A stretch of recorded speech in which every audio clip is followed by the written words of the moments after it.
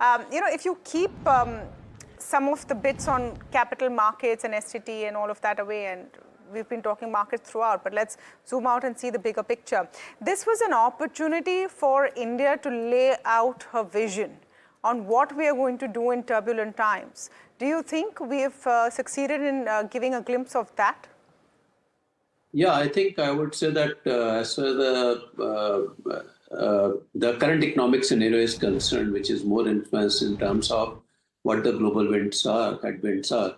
So I think considering that it was quite a challenge to ensure that we ensure our fiscal deficit remains where what we want it to be. I think considering that and also the kind of impact which the global headwinds have on our export sector, it was actually giving huge challenge in terms of employment opportunities, particularly in the textile sector, shrimp, and also jewelry sector also.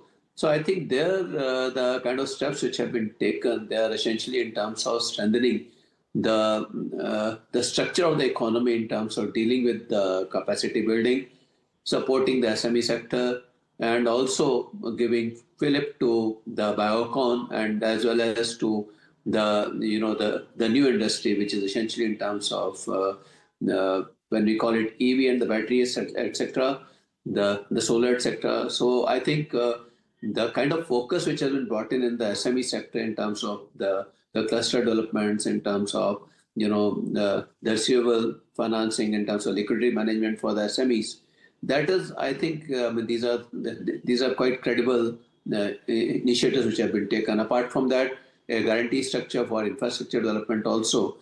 And on the top of it, the kind of focus which has been brought in terms of bringing in the inland waterways. And also, I think this is something, these are the steps which will go a long way.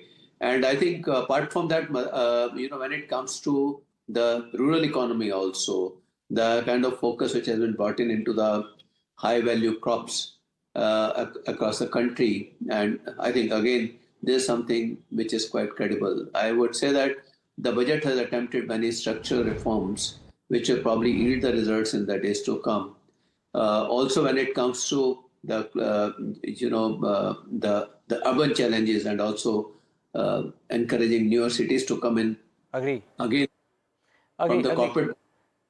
Sir, sorry, if I can, because your input would be very important here. A large portion of the respondents today believe that yields will open higher today. The rupee may depreciate a bit tomorrow rather. Yields will open higher tomorrow. And there isn't any near-term reason for the elevated yields to come off as well. Even the RBI won't be able to do much. What do you think is the near-term trajectory for the bond markets?